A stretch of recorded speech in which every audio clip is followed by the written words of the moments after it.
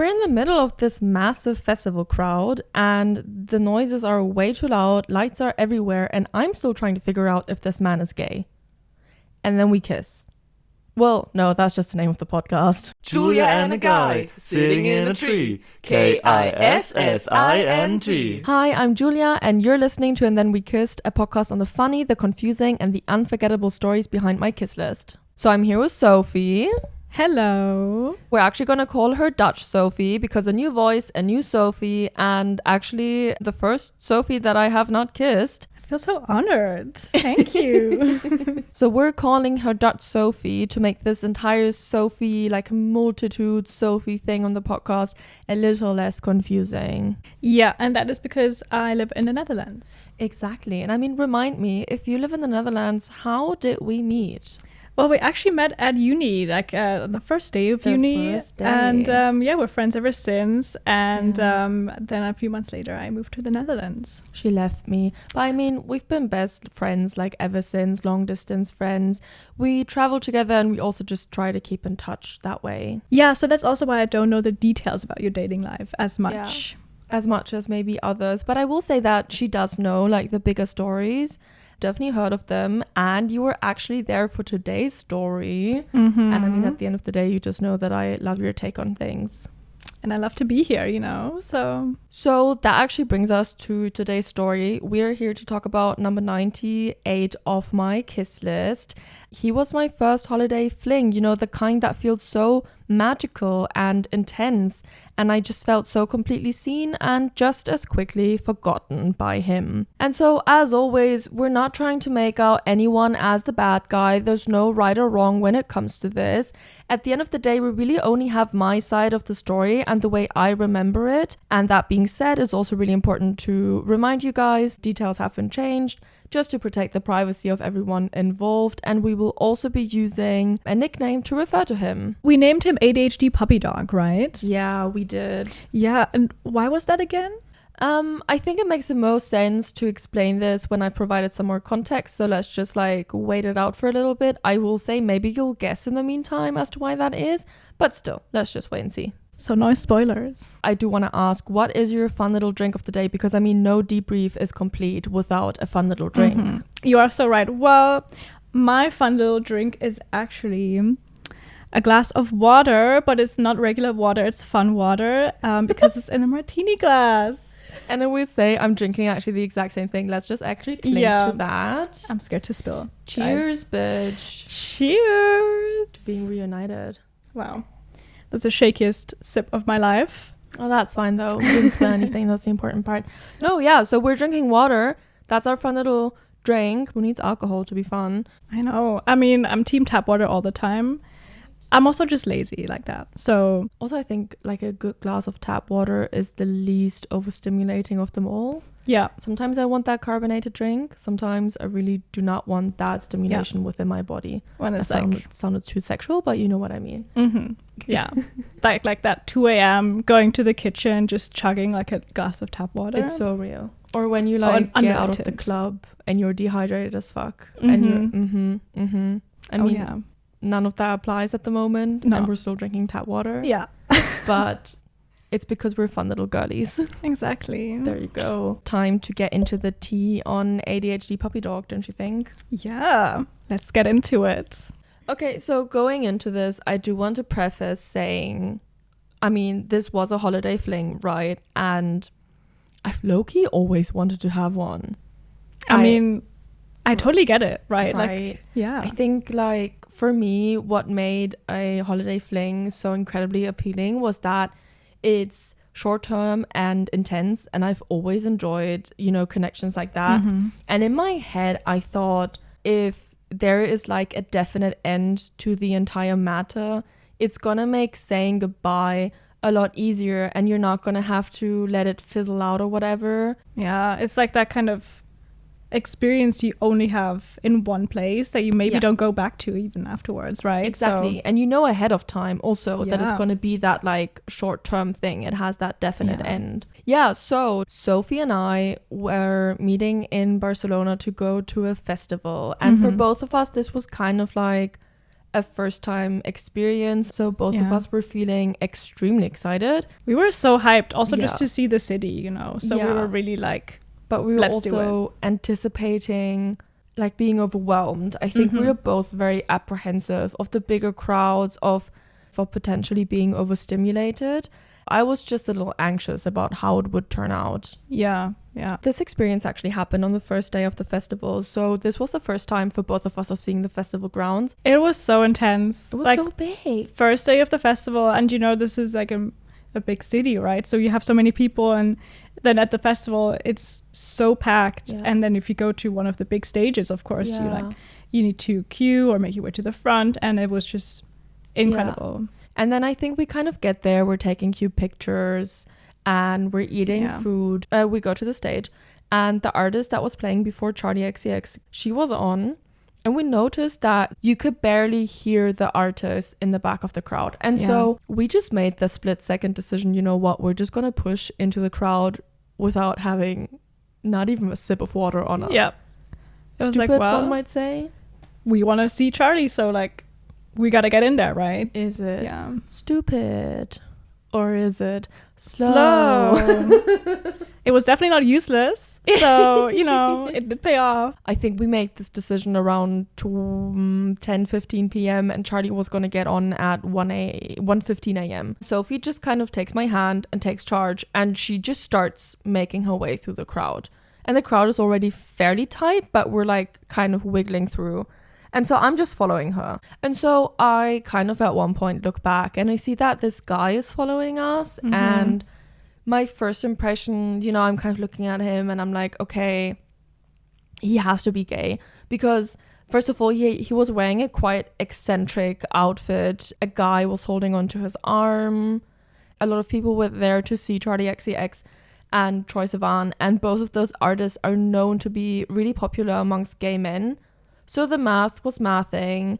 I for sure thought this was a gay man. I mean, I did think he was cute, but that's like the extent to my thoughts on the matter. And I had no clue, by the way. Like, I had no clue that this guy was following us. She so was oblivious. I was like focused on my task. She was oblivious. I mean, it was obvious that he was just using our forces to get to the front, which was fine because, you know, we have to stick together, whatever. Yeah. We get as far to the front as we possibly can when the crowd is like so tight that there's really no more wiggle room. And the artist that was on before Charlie, she kind of stops around the same time. Then all there really is to do is wait. And we're kind of chit-chatting. We're excited. We're super excited. And it's extremely hot. I mean, the crowd was so tight. Yeah, I remember it was so, like, you couldn't even move your shoulders. Yeah. It was really like that. I mean, at one point, we kind of figured out that if you put your hands up, we could feel the air was like 10 degrees cooler. We had these like little fans with us. We get them out of our bags and we start like fanning from the top of the air, like down on us to try and get that cool air on us because we are dying. Yeah. And that's how we kind of started making friends with people around us. Because I will say the crowd for Charlie, we were all really agitated, I think. We were all really impatient, and it was not necessarily the nicest crowd experience that I've had. People were restless and people were pushing and everything. And so when we started talking to people around us, I think at least I felt emotionally safer in that crowd. Yeah. Kind of felt like you have people looking out for you and it's not like you're just surrounded by enemies. Yeah, definitely. And it was so nice to also, you know, get to know everyone around you and not feel like you're fighting for your life and for your spot at this concert. Yeah. And trying to like wait out the time until Charlie comes on. Yeah, exactly. And it was also just nice chit-chatting away. So we're making like all kinds of friends around us, including the gay guys that were following us to the front. People love that we're like fanning cool air because obviously it's not just hitting us, it's also hitting them. So they kind of start offering to take shifts and it just felt really like a unity kind of. So we're talking to the gay guy and I am figuring out that he's actually from the States. Not you finding the one American again in the crowd of Spanish people in Barcelona, in Spain. I mean, hey, I was looking out for Spanish people. And but it's not my fault. It This didn't was happen. fate or something. Yeah. I don't know. It was meant to be, yeah, I guess. I guess. So he's from the States. And I mean, I have dated a fair share of Americans, as you might have heard in another episode. So I feel like I know how they flirt. At least with the Americans that I have dated and flirted with, there have been patterns for sure. And it's different patterns than Germans flirting. So I'm watching this gay guy, this absolutely obvious gay guy, and I'm starting to think you are flirting with me. I'm sorry, you are flirting with me. Because he was... How do I explain this, especially for Germans? Because I feel like it was extremely subtle. And I mean, when I start saying this, right, it's not going to sound as subtle anymore. But obviously, when you're in the moment and you are thinking this man has no interest in me because he's obviously into men, then it's not that obvious to begin with. He was kind of being extremely attentive towards me. I felt like he was an attentive person in general.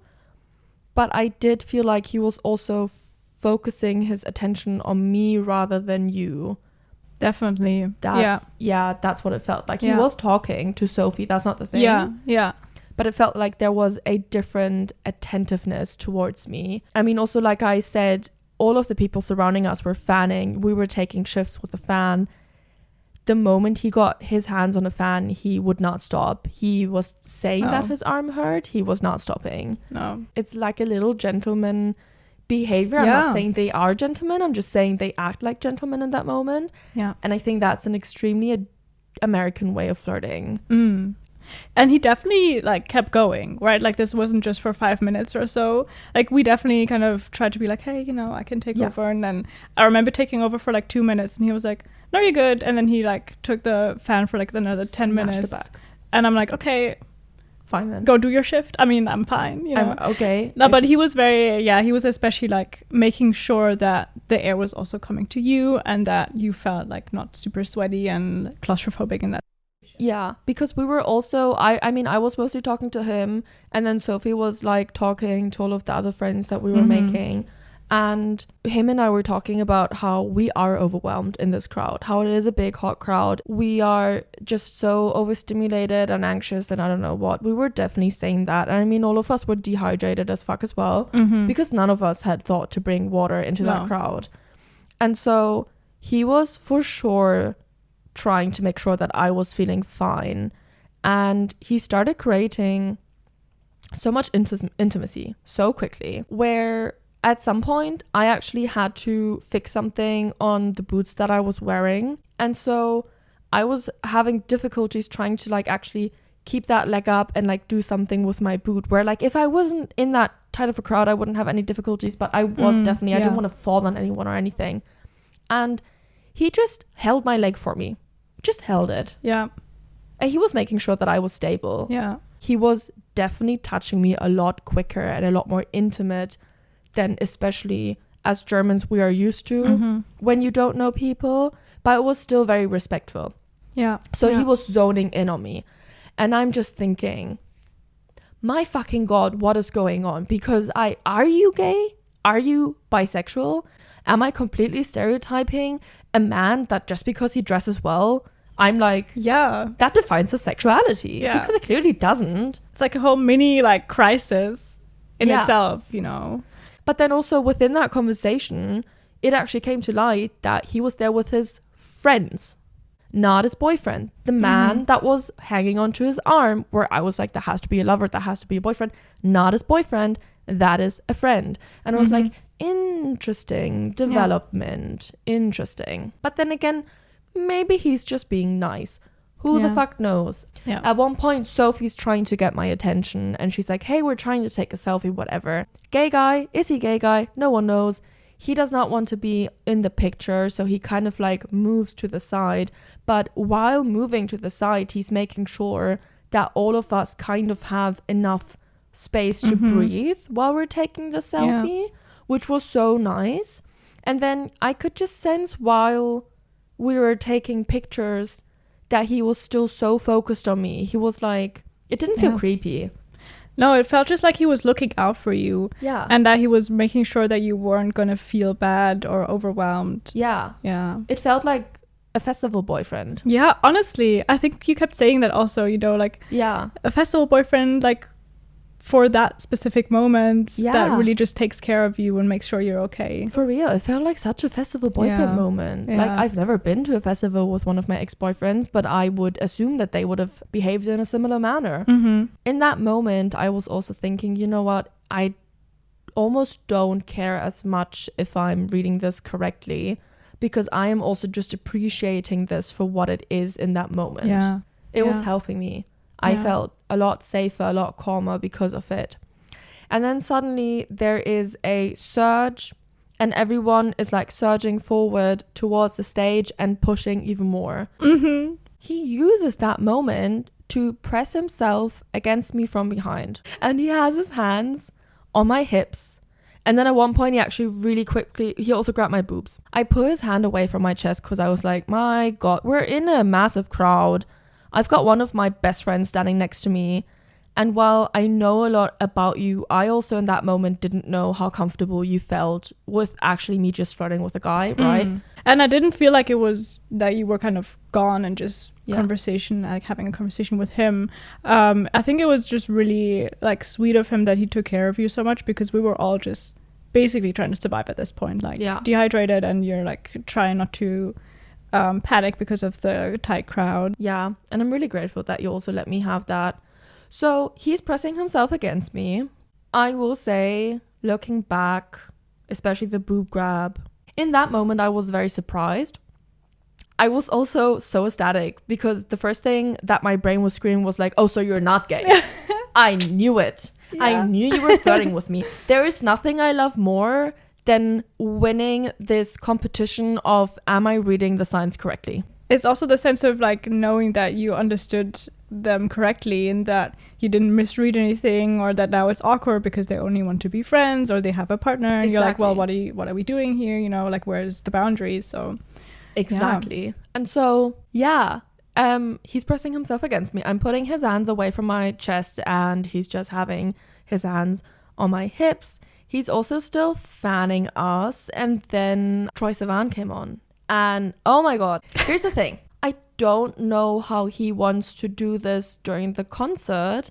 As soon as Troye came on, I made this very conscious decision where I was like, holy crap, I've spent so much money to fly out and have this experience with one of my best friends. There is no way that I will let a man and his wants that he never actually communicated dictate how I'm going to live this experience, which felt like such a feminist decision in the moment. And so during slower paced songs, I would kind of lean back and let him hug me, and I would really enjoy that. But then during high paced songs, I was going at it.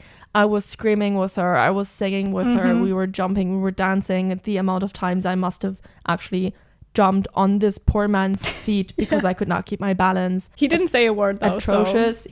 He was taking like a champ, which is also a very American thing to do when they're interested in you. During one of the slower paced songs at one point, I actually I tilted my head back and then we kissed.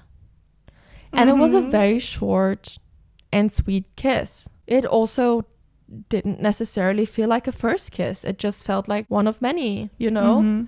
A full-on festival boyfriend experience. It really felt like. So sweet. I had no clue, by the way, that you kissed him. I was like losing my mind trying to see the stage. But I think it's so sweet that you also felt like it was just a really sweet kiss, you know? Yeah. Except for the boob grab, nothing about it felt immensely sexual. Just really felt like a sweet and calming presence. So we kissed, and then the concert is going on and it's all fun. And I mean, at some point it's still so hot. We are drenched in sweat. So at one point he actually started blowing cold air with his mouth onto me. Which, holy crap. I mean, okay, here's the thing. Blowing cold air on me during a concert, I'm sorry, but what good thing do you have from that? Nothing. You're not benefiting from this. He did that only to make sure that you feel good for like no other reason. And so it felt so extremely intimate because of that. So the concert is coming to an end. Sophie and Arya just kind of standing there like, Like, what just happened? What just happened? Oh Yeah. my God. Obviously, all of us are dehydrated. My feet are hurting so bad. I can barely stand. I can barely walk. I can barely talk. It is so bad. He takes my hand and starts pulling me out of this crowd. Again, such festival boyfriend vibes. Holy crap. And I'm in such a weird haze. I'm just trying to survive. And at one point, his friends wanted to go into a different direction than we wanted to. So we quickly exchanged phone numbers. You know, we're like, okay, we'll text whatever. And then we hug each other goodbye. And that's it. And then Sophie and I are just making our way towards like trying to find water and recover. And I'm just like, this entire walk, I'm just thinking, what the hell just happened? Yeah. I felt like I was hit by a truck because it felt so extremely magical and sweet. That entire encounter with him. Absolutely wild. So we find water, we recovered, and we decided to stay like longer at the festival. And I think we left the festival maybe around 6 or 7 a.m., got home around 7 or 8 a.m., something like that. I mean, we were ecstatic, we were elated, we were like, what a fucking day. We had the time of our lives. We fall into bed ready to die, and then I think I woke up in the afternoon. I look at my phone, he had not texted me yet. I was a little confused because again, I have flirted, I've dated a lot of Americans, and usually by now there would have been like a text which would have been like, hey, it was so nice meeting you, whatever, right? But there was none. And I was a little confused, but I decided, you know what, I'm a grown-ass independent woman, whatever, so I'll just text him. And so I texted him the first message and I was like, hey, it was really nice meeting you, you know, hope you had a good rest of your night, whatever. And then a couple of hours later he did text me and he was like, yeah, I just woke up. And so following the first 2 messages is a frustrating chain of events, I will say. Because outside of festival hours, I mean, so this festival went on for another 2 days, and outside of festival hours, we were texting non-stop. And it really did feel like in person, actually almost even more intimate than in person, because he was sending me pictures of what he was doing, of what he was wearing, of what he was thinking. He was sharing it all. He was creating so much intimacy as well over text. And I really felt seen. I mean, he was making me laugh a lot. He was listening to me. It was really, really nice. And then obviously as soon as we got to the festival, there was no texting. I mean, there was essentially no service. I did try to say, you know what, we can still meet up. Let's meet up at the festival again, because I mean, I wanted a festival boyfriend for the other shows as well. Exactly. Yeah. This shit is overwhelming. I still have Chapel Rowan and Sabrina Carpenter to see. Yeah. Hello. Festival boyfriend duty, let's fucking go. Yeah. Clock in. Clock in. Yeah. For real. Your shift has begun. No, but his friends didn't really want to budge on their plans, and he didn't want to like leave them behind, I guess. He did, exactly. Yeah. And he didn't really want to leave them behind, which I totally get. Yeah. Right? Yeah. I just think that the entire way he communicated it was kind of like, yeah, I would like to see you. Maybe we'll see each other, you know. And I was like, I mean, we're never going to find each other in this massive crowd. If we're going to hang out, I think that we should actually say, you know what, I don't know, at 4 p.m. we're going to meet at this meeting point. But because it was like a mix of his friends didn't want to plan, and then he didn't just want to say, you know what, I actually prioritize my friends. He didn't say it outright. You could tell, but he didn't say it outright. And I mean, I'm like a very direct communication person. And that's, I will say, one of my struggles with dating Americans. That has definitely been one of my struggles. Also just like indirect communicators in general.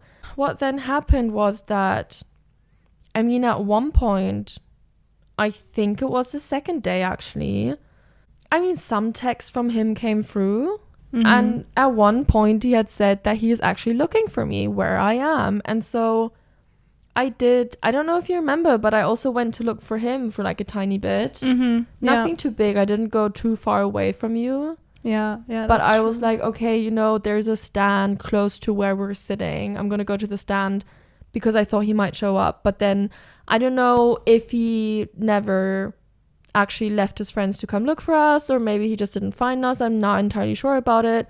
But I will say he did say that he was going to come and try find us, whatever. Yeah. So it's the end of the festival. It's the first day after the festival has ended.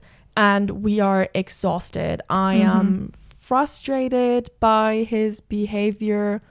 But I've also, I don't know, I've started writing him off. I wasn't expecting anything else from him. I was just thinking, you know what? If this was like a nice festival boyfriend experience on the first day, if that is what the gods wanted, the Charlie gods, then so be it. Exactly. You know, you had a good time and maybe there wasn't anything else in store.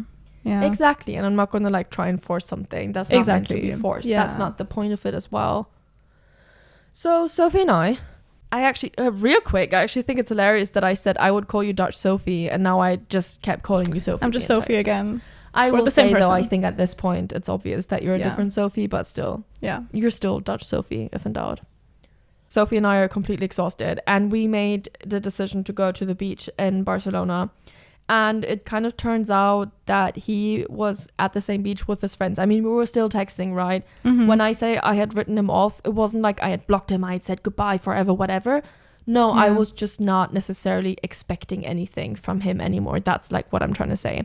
And so we kind of get to the beach. I texted him where we were, not expecting anything as always. And then maybe an hour or two passed by. And suddenly he is walking on the sand towards us. Just randomly appearing, basically. And he's like, oh, I'm on the beach. And now I'm like in front of you.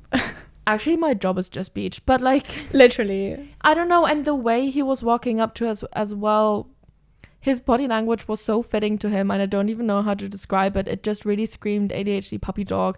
It was something like a lost little dog trying to find its owner. Exactly. That's really what he was looking like. He looked so lost. He looked so confused. And then he saw me and he looked so happy.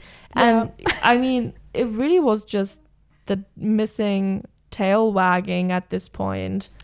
Honestly. I'm not trying to dehumanize him. That's just what his body language screamed to me. Yeah. This is a metaphor. He was so like, not ecstatic, but he was so like kind of giddy, you know, like just happy to be like, oh my god, I found you again, you know, I found you finally. And then what kind of begins is what to this day has actually stayed, and Sophie's in my head so much. The yapping just begins. I think the first thing he kind of says, he throws himself down on my towel. He immediately grabs one of my feet and he just starts massaging my feet, and I'm like, I'm sorry.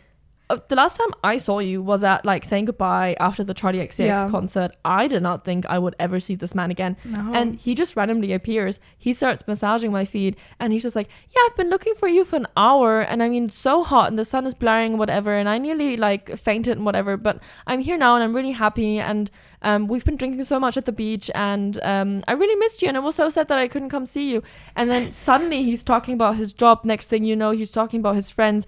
All of a sudden he's talking about, I don't know, his dog or so. Yeah, he was like, he started explaining where he got his rings from and where he lost them. And I'm like, this is a lot. But also, it was so entertaining. And For you, I will say. I was so entertained. I'm like, this is really like a good addition to my afternoon at the beach, you know? Because Sophie was saying afterwards that she didn't feel like she actually had to keep the conversation going. No. You just kind of had to be there and be like, yeah. Yeah, and I wanted to like enable him because it was so fun what he was saying. And I think we were both just so exhausted from the festival. We were. And he just kept on going. And I'm like, oh yeah. Yapping away. And how did that make you feel? And then he was like, 10 minutes later, you know, we're still going. But I think it was so sweet that he, you know, sat down and there was immediately like, there was no like awkwardness between you two. No, not at all. I mean, there was awkwardness for me. I don't think I necessarily showed it, but I really was surprised because I think at some point he just like laid his head in my lap and I was like, yeah. Oh, well, you were just pretending that the weird distance that was there, like the weird inconsistent communication didn't happen. I guess we are. Okay. Yeah. So I was torn emotionally. And I was really happy that Sophie was there to kind of keep the conversation going. I mean, I will say I think this man could yap away at a wall. Honestly. And have the best conversation of his life. Yeah. But I was not I was not in it to try and give him any attention, because I find those kinds of yap sessions to be really exhausting mentally. I was drained anyway, and I didn't have any reason to want to pursue this connection with him, because I was just like, okay, you've shown that you're an inconsistent like person when it comes to communicating. I don't really want to expect anything else from you. I guess yap away, I'm gonna enjoy this foot massage, but I don't really care what you have to say. And I was kind of sitting there like an ice queen, I will say. And so at some point I then said he should come over in the evening, which is such a 180 to what I was just saying. Julia is like, yeah, I wasn't really feeling it. And then I invited him over. But that's just me. Because, my God, this man was so good at the foot massage that I will say, this man, and this is exactly the reason why it felt so intense, why it felt so magical. This man was so good at creating intimacy immediately, at letting go of all of the awkwardness. There was no awkwardness whenever. It really just felt like we had known each other for forever, because he was just so good at creating intimacy. And then also he was so good at reading bodies and touching me in a way that felt comfortable for me, that felt good for me. Yeah. He was one of those guys, and I had dated a guy like that before, and they're really difficult to come by, and I feel really comfortable in their presence. I really like a guy that is really good at reading body language and is really good at physical touch. So I was just enjoying it, and that led me to inviting him over in the evening. Again, not expecting anything. Yeah. But still. So we say our goodbyes. Sophie and I are kind of like, okay, we want to go, whatever, because we want to go for dinner. And he's like, yeah, I have to go back to my friends. And so it's kind of like left on this maybe note of maybe he'll come over. Who would have thought? You're maybe starting to understand why we call him ADHD puppy dog. So Sophie and I meet up with a friend of mine that I had met at uni that had moved to Barcelona, and we're meeting him for dinner and drinks. And then after dinner and drinks, Sophie and I are going back to our apartment. And Sophie, I think at one point, she kind of turned to me and she was like, so is he coming over? And I was like, God knows. Yeah. I was like expecting some kind of like estimation from him, and you're like, well, who knows? No idea. Let's put down tarot cards, and For figure it real. out. Like, I no think one knows. Tarot cards would know a better answer than he would. Yeah. And it's not necessarily that we hadn't been texting or whatever. That's not the case. We had been texting, but it was such a slow way of making plans. I would kind of be like, hey, so are you coming over? 2 hours, no message. Suddenly, yeah, I am coming over, but I have to go home first. And then I text, okay, when do you think you'll be at my place? And he's like, half an hour goes by. I don't know. The Uber just showed up. Mind you, I have no idea where this man is. No, this could have been like an hour ride and we wouldn't have known. Or like 5 minutes, because the man is too lazy to actually walk. No one knows. He was so bad at communicating. So Sophie and I get to our place. We're like chilling on the couches, and we're just like, editing our stuff, going through our pictures, whatever, yapping away. And Sophie at some point was like, well, do you think he's gonna come over? And I was like, I mean, again, heaven knows. We really don't know. Yeah. No one knows. Suddenly he texts me and he's like, I'll be there in 5 minutes. I still remember. I was like, wow. At least he gave you the 5 minutes. Not to give a shout out to him, but because it's literally no time. But like 5 minutes. Okay, what can you do? Go to the bathroom? Great. And I remember you just like panicking because he was basically outside of the door. For real. And also with him, you don't know if 5 minutes is 5 seconds. Yeah, or like 50. 15. 50, yeah. 50. I was laying on the couch, right? We're like in the middle of a sentence. And his text message shows up and he's like, I'll be there in 5 minutes. And I throw my phone across the room and I'm like, he is here in 5 minutes. And I run through the apartment. I'm going to the toilet. I am putting some clothing on. I am trying to somehow make my room decent. Then I kind of pause and I'm like, you know what? Who the fuck cares what you look like if he shows up out of nowhere? Then I'm like, but I'm doing this for me. So I'm rushing around again. It's this whole spiel. He's like texting, I'm there. I'm like, you know what? I'm going to make him wait. fuck. Yeah. You waited for the response, you know. Exactly. And then I think I left him waiting for 2 minutes. So that's how much I made him wait. I mean, you do with that information what you will. I go downstairs, I pick him up, we go back upstairs, we're hanging out in the living room with Sophie.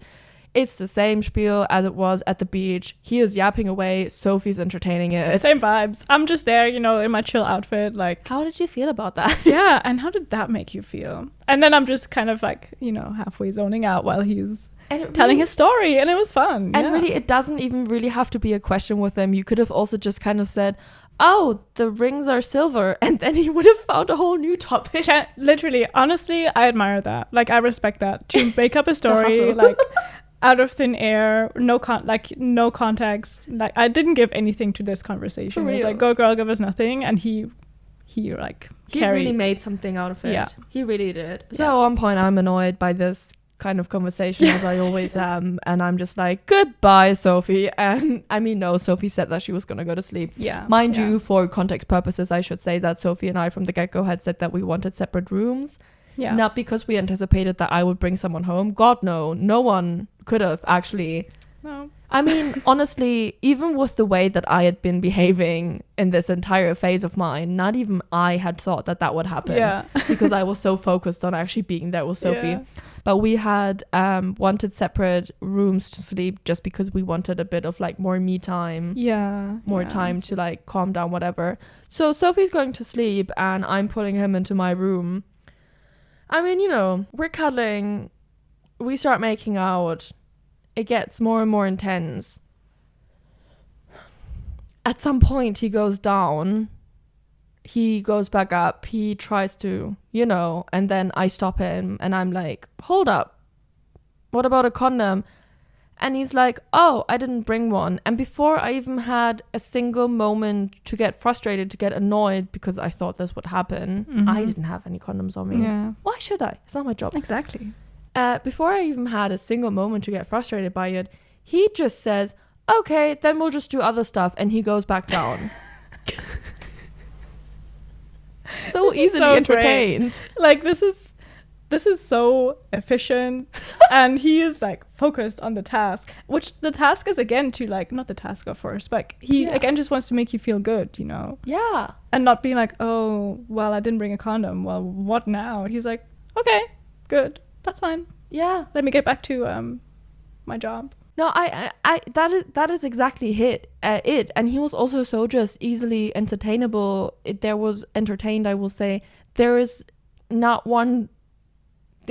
one moment where he was like, oh, I had different expectations. It's really like the man had no expectations going anywhere. I think if I would have had him come over to like paint my room, he would have just gone with it. Yeah. He would have been like, what else am I doing here? And he would have just done it. Yeah, you're like, can you cut my hair? He's like, okay, sure. You want to blow out as well? Like that. Do you have scissors? Let's go. Do you have like inspiration, or am I freestyling this? Am I hairdresser? No. Have I ever cut hair? No. But like, you asked me, so I will. Can you cut my hair? Yeah. And I mean, I will say the way he was down there, you would think he was doing it for himself. The effort, the noise. It was. I mean, it was wild. It was intense, I will say. And I mean, this went on for hours. At some point, he comes back up and we're making out again. And because he actually has a second nickname in my friend group.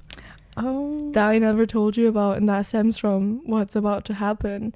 He turns my head and he's like kissing down my neck. Typical stuff, whatever. Kissing my jaw, whatever. Some point, he like goes towards my ear, kissing my...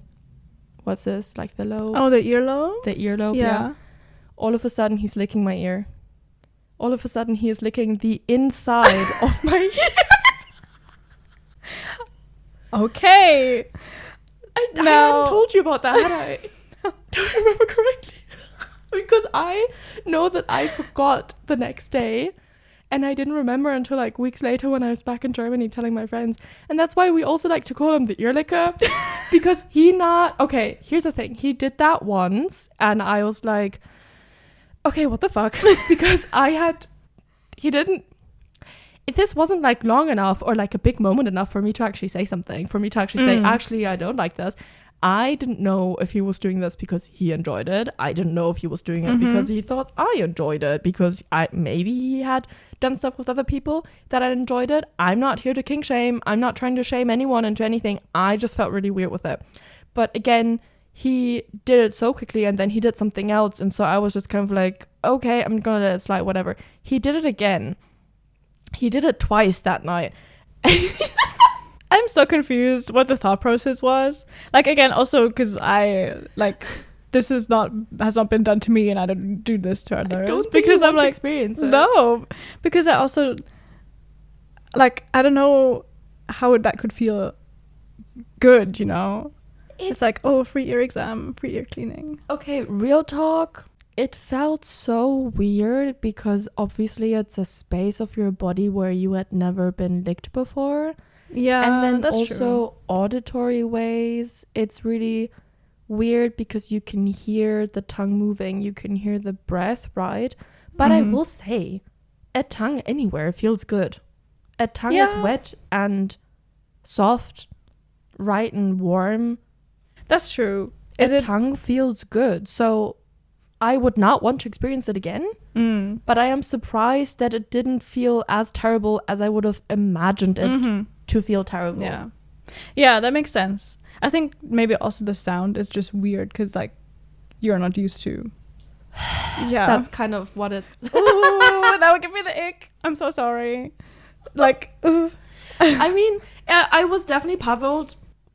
Then I just decided to move on.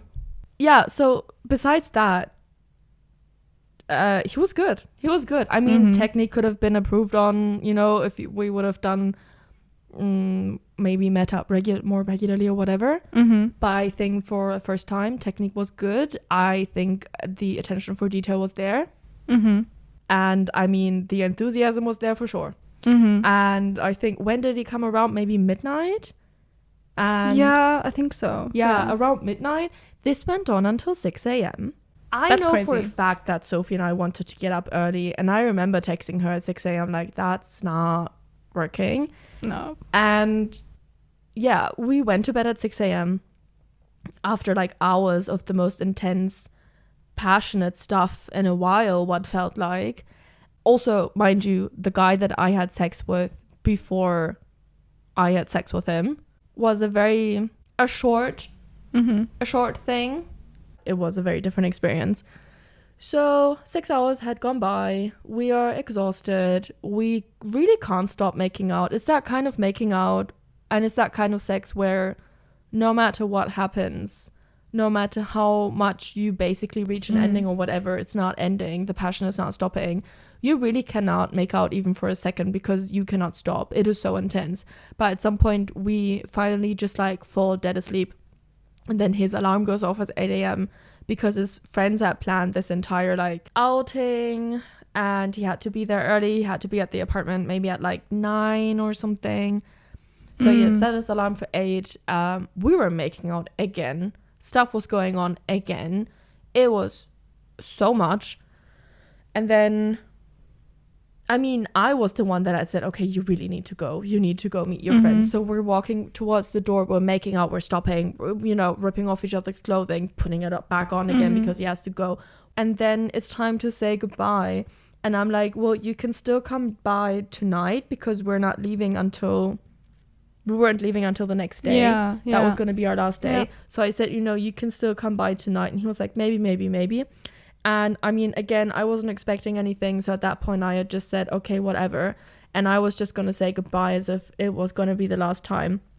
So I said, you know, it was nice, whatever, maybe until tonight, or maybe we'll see each other again. And I actually did say in that moment that I do believe that, like, I did believe that we were going to see each other again. I don't know what it is. Maybe it's like the passion and the intensity of the moment. Yeah.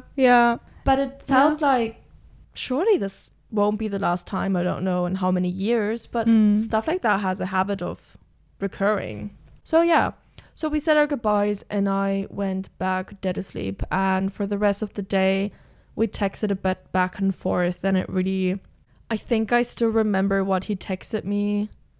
I think at one point I was like, hey, are you coming over? And I had told him, like, if he were to come over, it would have to be a lot earlier because we had to get up early to like make our flight. And so I was texting him fairly early and I was like, are you coming over?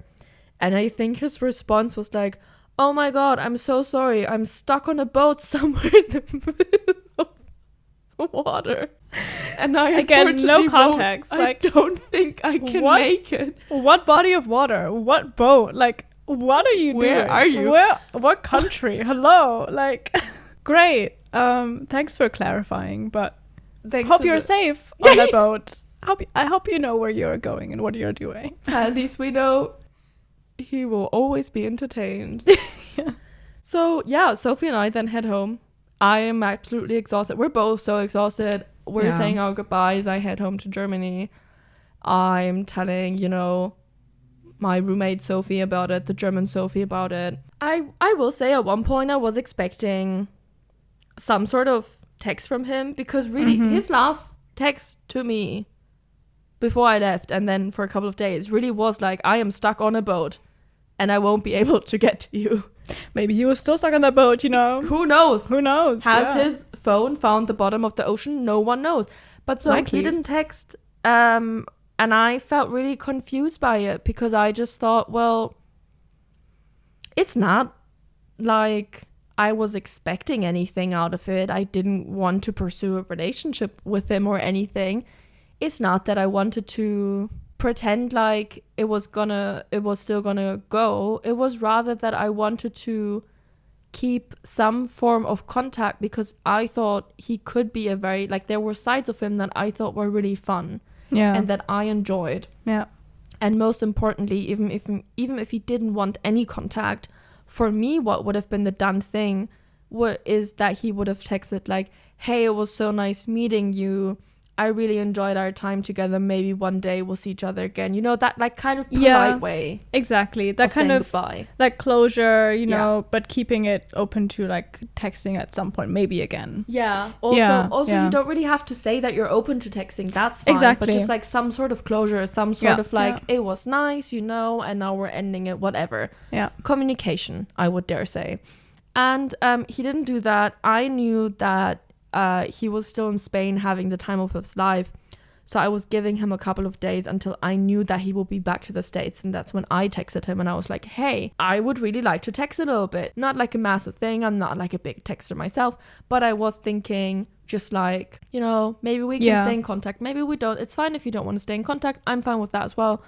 Again, I'm not trying to pursue anything. I just thought you were funny. Might as well just keep a fun conversation around. Exactly.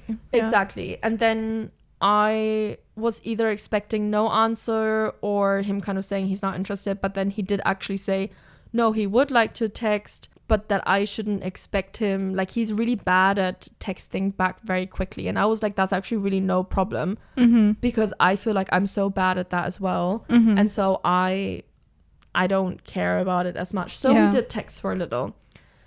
And it was far and few between, whatever the saying is. Not as many texts, but it was nice. He was still sharing, but you could definitely sense that the intimacy between us had definitely like fizzled out. The conversation was lacking. I didn't really feel like putting in that much effort again. And I think at that point I felt like I had my definite answer, even if he wasn't saying the definite answer. Was I mad that he wasn't giving me a definite, like, hey, this isn't working, whatever?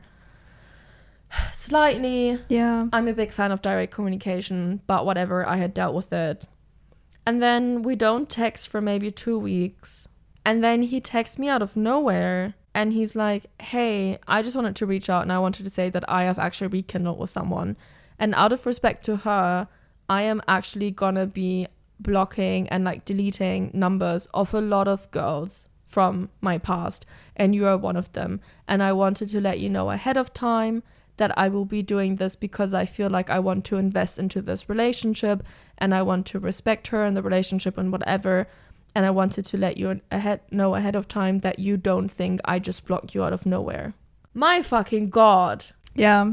I mean, he sucked so bad at communication, but that was the kindest thing he could have ever done. That is like also so direct and so respectful towards you, but also obviously towards his, you know, potential partner, to be like, hey, look, I'm not like kicking you out of my life because whatever, I'm doing this out of respect for someone else, not because I like suddenly hate you or whatever. So I think it's so nice. And like, I remember when you told me, I was so surprised that, and like positively surprised that he was communicating in such an open way and being like, hey, look, this is the situation and I hope you understand. And because he was so kind about it, you know, you have a lot of understanding for it too. I did show her the messages. I did send the messages to her.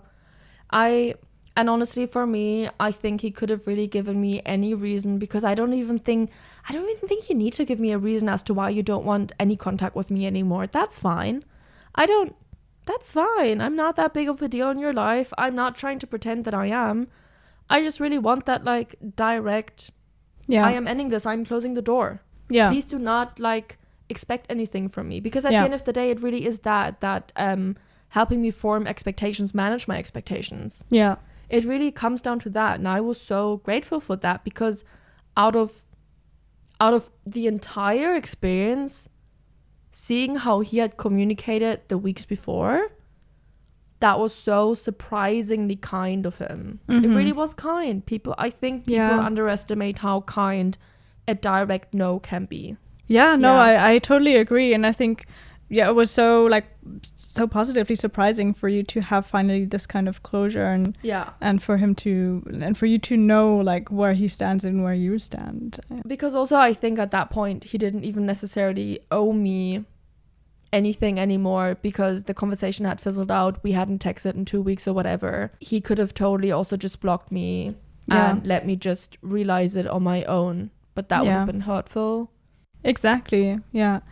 I'm not saying it would have been the right thing to do, but I would say I would have understand if he would have done it, you know, to a certain extent. And so I think really, that's all I really can say about it. I think it was kind. Yeah. That one last thing. Yeah. So how do you think and like, how do you feel about all of this now that we're talking about in here? Yeah. Looking back, I think I have learned one valuable lesson, which is if someone creates intimacy extremely quick, I should be prepared for it to disappear just as quickly. Yeah. I don't think that it's necessarily impossible to engage with that level of intimacy so quickly, but I will say just because there's intimacy doesn't necessarily mean that there's trust. And intimacy doesn't mean trust, and so I shouldn't trust someone's communication style or whatever. I mean, I didn't necessarily. I still got hurt. I don't know if you can have this kind of thing without getting hurt. I don't mind as much that I did get hurt or that I got frustrated. I think that's also part of engaging in any kind of relationship with any person. Yeah. I think overall it was a massively positive experience, one that I think back to fondly. I will say when I went into it, I did think, you know, holiday flings, they have that definite ending that makes it easier, whatever. Yeah. I don't think that made it easier. I think if anything, I've realized it's not the natural ending that necessarily helps manage expectations. I think managing expectations just really comes down to the person communicating, at least for me. Yeah. So that you're not left on this kind of what if they text back, what if there's something else. You have your answer from that person as to whether, okay, we're going to text, we're going to keep in touch, we're going to maybe see each other again, or this is me closing the door and this is like what are you hoping this will be, whatever. Yeah. I think that natural endings can definitely help. I think it did. I think at the end of the day it boils down to his communication style, because at the end I didn't really feel like I could properly let go until he had actually told me he was not interested anymore. Yeah. I will say one red flag looking back, obviously, is putting his hand on my chest. Yeah, I totally get that. Yeah. Red flag for sure. Yeah. I think for some people, maybe the way he was touching me before that, even though it was respectful, might have been a red flag. That's fine. For me personally, it wasn't. It definitely was a red flag that he put his hand on my chest. He did put it there a couple of times after I had moved his hand away. if you're listening, maybe don't do it again. But then again, I'm not trying to make him out as a bad guy. I think that given how all of us have been raised, consent and asking for consent and everything, it can be quite a difficult topic to navigate. Yeah. And let's just hope that all of us are trying to improve. You know, we make mistakes. It's fine. I don't think it's a huge deal. I just think it was a small thing I didn't like, but I didn't feel massively assaulted or anything. Yeah. And I mean, I did still have a really positive connection with him at the end of the day. Exactly. So again, I don't think it was fine, but I'm not trying to say let's blow this out of proportion.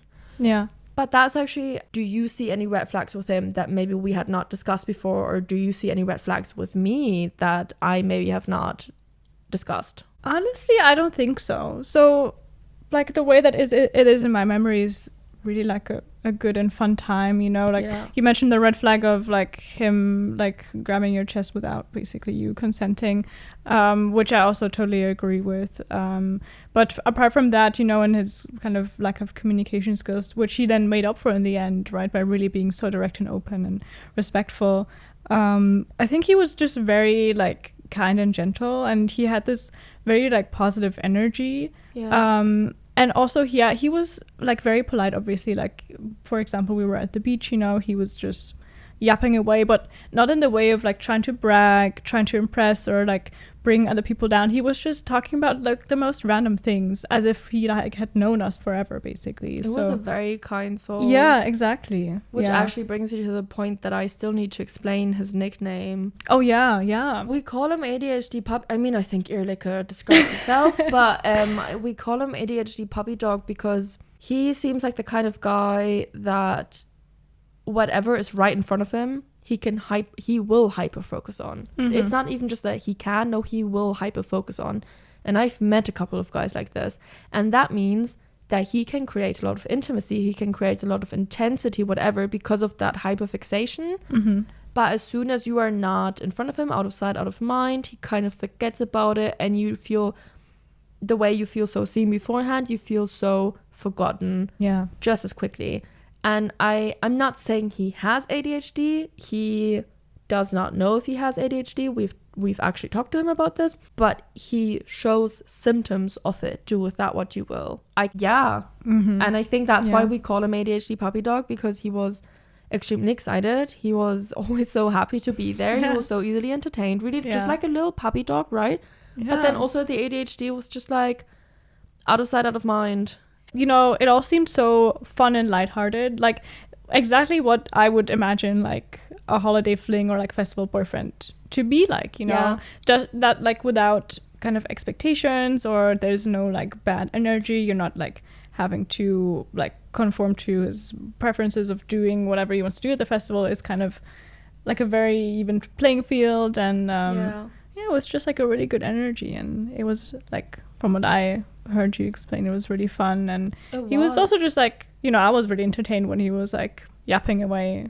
I think he definitely added to the concert, because he helped me feel so safe and so comfortable. For sure. He for sure added to Sophie's and my experiences of having a shared memory of being like, what the hell's going on?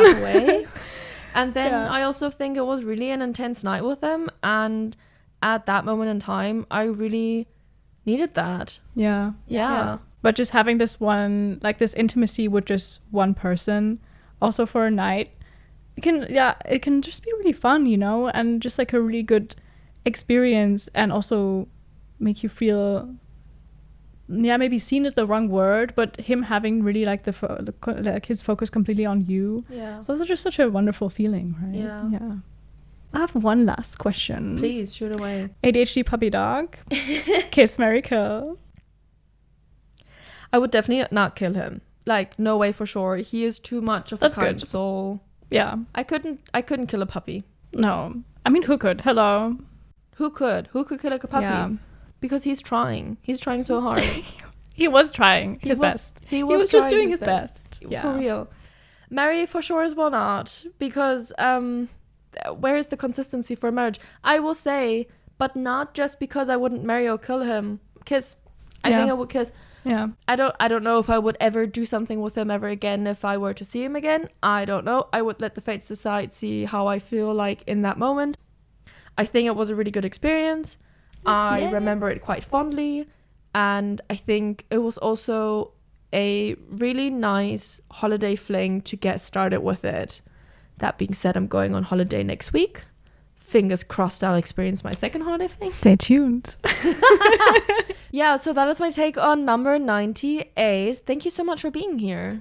Thank you for having me. It was fun. It was really fun. I'm so glad that we could actually do it, that you made the time to be here, because I think also reliving the story with you was much more special than retelling the story to someone who had not been there, right? Yeah, So, exactly. yeah. And now I also know another detail about them, you know, your action. I definitely get something from you. That was a Yeah. lot of fun. Yeah, so if you want to hear more stories like that, feel free to hit that follow button so you don't miss another episode. In 2 weeks' time, Flo will be back for our second to last episode of the season and also the second real talk of the season. We're going to reflect on the whole season that I went through and how it shaped my identity as we know it today, so make sure that you tune in for that one. Until then, maybe cause a little chaos and report back.